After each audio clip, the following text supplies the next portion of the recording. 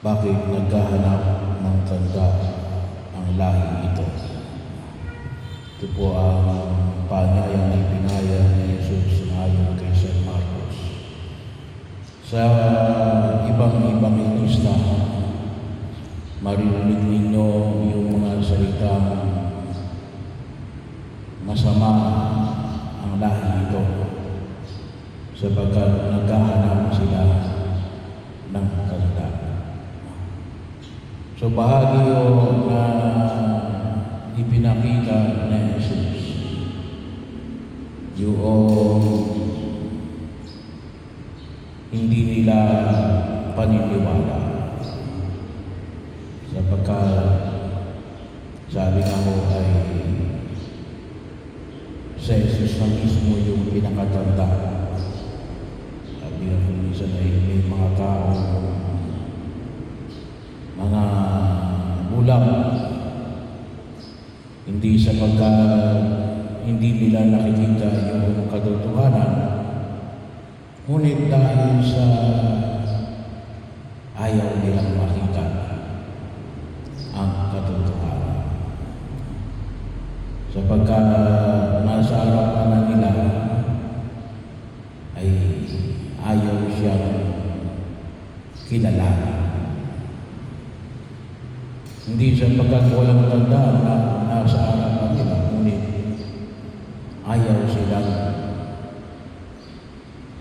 ayaw nilang kumilala. Sa pagkakataon na kung saan ay makikita ko natin.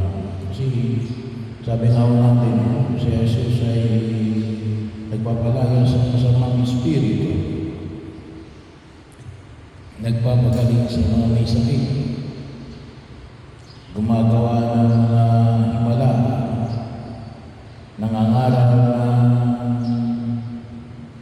paghahari ng Diyos. Pero kung din yan nga po natin ialin, ang pagkakilala nila kay Jesus ialin, ito ay nagpapalayas na kapangyarihan ng prinsipe ng mga demonyo. Kasi nga, ayaw nilang kilalanin si Jesus. Kaya nga, isa sa paanyayang na pinapamaling namin sa buong kapal ay tayong mga, lalo na yung mga matanda, yung mayroong pagkilalis ang mga magaganda ay yan ay may mga galing na kumilabis ng may magandang kalooban o yung mga taong tinatawag natin may masamang kalooban. Doon pa lamang, human nature, makikita mo na ay lalo na kay Jesus. Hiningihan pa siya ng banda sa gitna ng marami niyang ginagawa na kagila-gilalas. So kaya yun ang tanong ni Jesus. Sabi nga natin, may mga ebangelista na very so. At meron mga ebangelista na talagang may strong. Pero dito kay San Marcos ay sinabi na lamang nito ni Jesus ay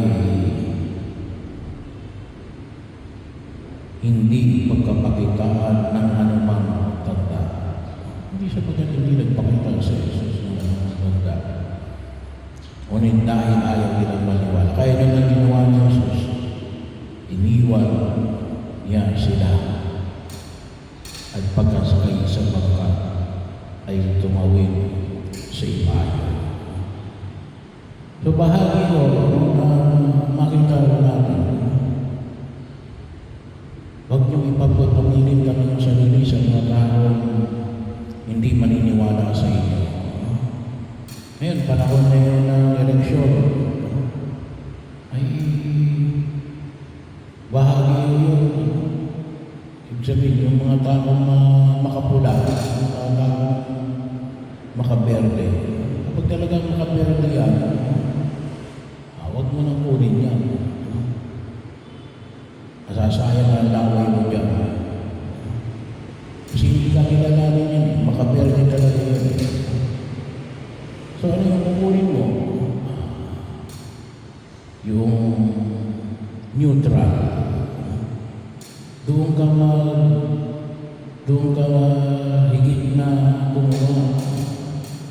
Kasi yan naman ay, ang tawagin natin ay a game of numbers. So, sabi nga natin, kung yan ay 100, kinakailangan mo lang ay 50 plus 1. Hindi mo kinakailangan kunin lahat. Ay kayo magsayang na panahon doon sa kalaban, ay doon ka magsayang ng panahon doon sa tinatawag nating undecided. Baka makakuha pa. Kaya yun ang makita ko ni Jesus. Yung mga tao loyal sa mga Pariseo, mga Eskriba, wala na siyang magagawa doon. Kaya yun ang sabi ni Jesus. Walang tandang may papakita sa inyo. Kaya inalisan na lang sila ni Jesus. Sayang yung panahon. At anong binahagi nito at siya'y pumunta sa ibang ibayo ay maliwanag. Pumunta sa ibang ibayo. May iba pa yun. May iba pang pwedeng maniwala kay Jesus.